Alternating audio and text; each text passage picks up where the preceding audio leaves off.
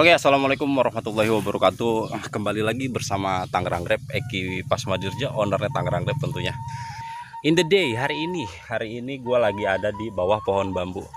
Di sini gue akan ngasih tahu teman-teman kenapa sih banyak orang atau banyak pengangguran atau banyak ini pakai media tanam humus bambu. Di mana bagusnya? Gimana caranya media tanam humus bambu ini bisa digunakan untuk pembuatan bibit maupun campuran media tanam.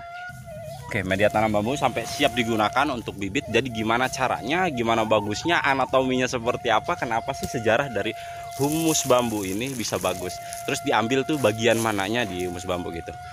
Oke kawan-kawan, kita langsung aja pakai ke kamera belakang supaya apa, supaya lebih jelas tentunya daripada definisi yang akan saya sampaikan ke kawan-kawan dan mudah diserap tentunya. Ini mungkin hanya sekedar info aja sih, insya Allah, walaupun ini cuma ilmu biasa, tapi ini tentunya akan bermanfaat untuk kalian. Oke, cek itu. Oke guys, ini adalah hutan bambu ya. Biasanya kalau ada hutan bambu seperti ini tentunya ada makam di sana ya. Salam kuku hitam karena habis ngambil humus bambu yang warnanya hitam seperti ini. Oke, kita akan pelajari kenapa sih humus bambu itu bisa dikatakan baik. Bukan baik dikatakan seperti ini ya, tapi ada anatominya. Jadi gini, kita kembali ke si pohon bambu. Oke guys, ini pohon bambu ya. Pohon bambu, kita bisa berpikir kalau bambu itu cuma ada kayu dan daun ya, nggak ada kambium ya kan, nggak ada kambium kan dia kan, jadi nggak ada kulitnya gitu. Jadi kalau misalkan dia nggak ada kambium, otomatis guys unsur hara yang makro yang dia serap lebih banyak ke unsur N dan K saja, karena N lebih ke zat hijau daunnya. Oke, di daunnya hijau. Nah, K-nya itu digunakan untuk ini loh, pengisian daripada kayu dari bambu tersebut gitu ya. Nah, maka dari itu unsur P-nya dia nggak terlalu gitu, nggak terlalu diserap sama si pohon bambu. Otomatis apa? Tentunya di media tanam di sekitaran pohon bambu atau tanah di sekitaran pohon bambu ini gitu ya, dia dominan unsur P guys. Logikanya seperti itu, karena pohon bambu ini dia nggak punya kambium. Beda hal ya dengan pohon pisang, isinya kambium semua, kulit semua. Nah, jadi tanah di sekitaran pohon pisang malah cenderung dengan unsur K gitu guys. Oke, untuk tanaman pohon pisang ya guys, kalau tanaman pohon pisang itu kan dia cenderung lebih menyerap unsur N dan P saja. Nah, sementara K-nya itu malah mikro guys. Nah, jadi di bonggol pisang itu ya banyak unsur fosfatnya gitu. Tapi di media tanam atau tanahnya di pohon pisang itu dia lebih ke ini ya, lebih ke unsur K, banyak unsur K-nya yang tertinggal. Nah, kalau di pohon bambu kebalikannya. Pohon bambu cuma ada kayu dan daun gitu kan. Jadi otomatis media tanam yang ada di pohon bambu ini gitu ya, media tanam yang ada di pohon bambu ini dia lebih cenderung ke unsur fosfat. Nah, kalau unsur fosfat yang dominan di dalam sebuah media tanam tentunya akan bagus untuk apa? Untuk perakaran ya. Apalagi bibit-bibit kita perakarannya kan membutuhkan unsur fosfat. Nah, ini kan unsur fosfatnya unsur fosfat yang alami gitu kan ya, bukan dari SP36 atau dari apa itu TSP gitu kan ya, yang takutnya yang namanya pupuk-pupuk gitu kan banyak mafia, malah dikasihnya brongkalan pasir bagaimana gitu yang menyerupai gitu kan. Cuma kalau ini kan udah pasti alami, udah bagus gitu ya. Jadi ini guys, ini bagus, tapi tentunya harus ada pengolahan. Pengolahannya gimana ya? Kita kan di rumah sering tuh ngeliat kuli bangunan untuk menyangrai pasir biar terpisah antara batu dan pasirnya gitu ya, biar terpisah antara pasir dan batunya. Nah, alangkah baiknya ini kita sangrai dulu, bukan sangrai sih, apa ya, kita filter, kita ayak gitu loh, kita ayak pakai ayakan untuk pasir itu.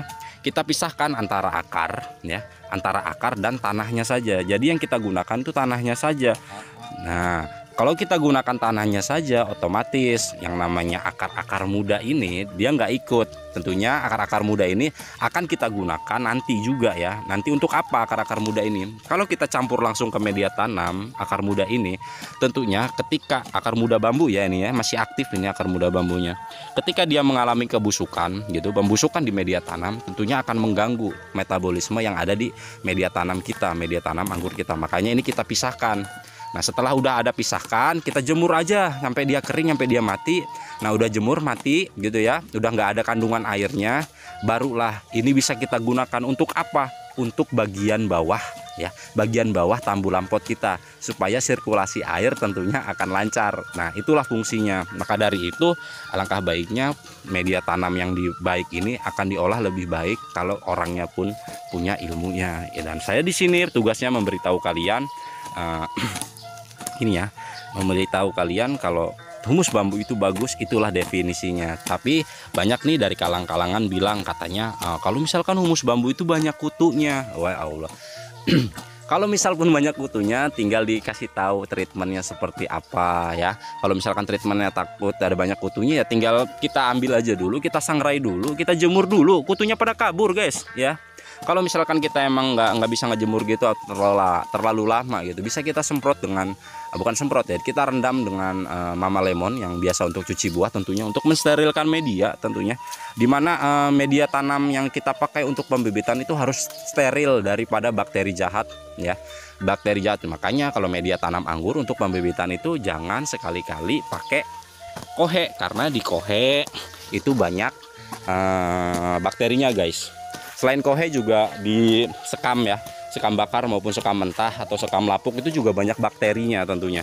Nah, kalau banyak bakterinya gitu tentunya akan mengganggu gitu, mengganggu bibit ini untuk tumbuh subur gitu. Maka dari itu harus ada yang namanya steril media dengan menggunakan Mama Lemon. Mama Lemon sering dikatakan sebagai fungisida atau bakterisida, di mana Mama Lemon ini membunuh bakteri jahat maupun bakteri baik. Seperti halnya kultur jaringan, di mana dalam satu botol itu ya guys, dalam satu botol di kultur jaringan dia harus benar-benar steril untuk bisa dapat apa? Untuk bisa mendapatkan menumbuhkan sel-sel itu menjadi individu baru guys ya. Untuk kawan-kawan untuk mengetahui ciri-ciri humus bambu yang baik itu seperti apa, tentunya di sini kita bisa lihat kawan Tangerang Grape kita Om Yanto, tentunya Om Yanto ya, Om Yanto yang kemarin ada syuting juga di tempatnya Om Yanto dengan Dickson terbaik. Om Yanto, apakah ini salah satunya ya, salah satunya media terbaik Om Yanto yang Om pakai di kebun Om Yanto gitu Om? Benar Om. Nah, ini pakai ini juga ya Om ya, makanya bisa pohonnya bagus. Pakai humus bambu. Om, dikatakan humus bambu itu apa sih Om? Kayak gimana humus bambu gitu? Apakah amang daunnya yang sudah busuk kah atau seperti apa Om menurut Om Yanto ini? Menurut saya sih karena dari pelapukan daun-daun yang busuk, akar yang busuk Om. Dan di humus bambu juga ada keuntungan lain Om. Apa tuh? Ada jamur trichoderma. Benar sekali, saya belum sempat menyampaikan itu, tapi Om Yanto bisa ingat itu. Di humus bambu itu mengandung trichoderma ya Om ya, yang dimana trichoderma ini bisa membunuh jamur-jamur yang lainnya. Ya, seperti jamur-jamur patogen itu Om. Oh betul, jadi menghindari busuk akar juga tentunya ya. Iya Om. Oh, cakep. Kalau boleh tahu ini sendalnya merek apa Om? Merek apa Om? Oke guys, jadi gini guys ya, kan ini kan yang namanya orang yang biasa di bawah pohon bambu itu ngebakar daun-daunannya. Tentunya di sini juga banyak zat karbonnya. Tentunya juga baik juga untuk tanaman. Menghindari gimana kalau misalkan ada banyak zat karbon di dalam satu media tanam, dia akan mencegah yang namanya layu fusarium, karena jamur itu enggan tumbuh di tanaman yang atau di media tanam yang banyak mengandung karbon ya. Makanya di media tanam itu sering dicampurkan dengan yang namanya sekam bakar, itulah fungsinya. Om, contoh trichodermanya nih Om. Oh ini jadi hijau nih. Oh iya nih trichoderma. Jadi ini bagus juga Om ya. Ya. Cuma kan kayaknya ribet banget ya kalau ngambilin sedikit-sedikit begini ya. Iya, Jadi kita tinggal ambilin aja humus bambunya ya kan, dipakai untuk tanaman kita. Oke, jadi ya guys, yang namanya humus bambu seperti ini, dia hitam legam. Kita ambil permukaan bagian atas. Kalau emang sampai bawah itu masih hitam, itu masih bisa digunakan untuk kita guys. Nah, hitam cakep seperti ini diayak. Coba kalian bayangkan, seperti media tanam yang ada di luar negeri sana, warnanya hitam-hitam ya kan, cakep kan? Jadi kayak sejenis pupuk bokasi lah. Ini dari hasil dimana pelapukan daun-daun bambu. Nah, jadi lapuk dia tertumpuk di sini. Akar bambu aja bisa subur ya. Gimana akar tanaman kita? Oke, jangan lupa ya. Yang namanya akar bambu dia dominan unsur P, dimana unsur P digunakan untuk pertumbuhan akar yang baik dan akar yang banyak itu dari unsur P ini juga. Maka terkadang orang memiliki mengaplikasikan pupuk dasar pakai TSP, pakai SP36. Nah, itu kan beli. Kalau ini gratis guys, dari alam, special for you. Saya kasih ilmunya. Oke, sampai segitu aja yang bisa saya sampaikan. Mungkin ini bukan suatu video yang profesional atau benar-benar diedit dengan sedemikian rupa atau semenarik mungkin, tapi paling tidak untuk kalian yang menonton video ini tentunya dapat ilmu yang bermanfaat tentang manfaat daripada akar bambu ini. Bukan akar ya, tapi humus bambu atau tanah bambu, media bambu gitu ya. Bisa bermanfaat untuk kalian. Saya juga membawa 3 karung, sebenarnya kurang. Rasanya tuh kayak pengen ngambil 10 karung gitu kan, kayak bikin buat media tanam dengan bibit terbaik, dengan akar yang banyak dan gondrong tentunya. Oke guys, assalamualaikum warahmatullahi wabarakatuh. Semoga berguna untuk kalian. Jangan lupa subscribe supaya apa? Kalau misalkan ada notifikasi tentang ilmu-ilmu baru dari saya, tentunya kalian akan langsung bisa ngelihat, bisa mempraktekannya langsung. Oke, assalamualaikum warahmatullahi wabarakatuh. Om Yanto, salam pengangguran.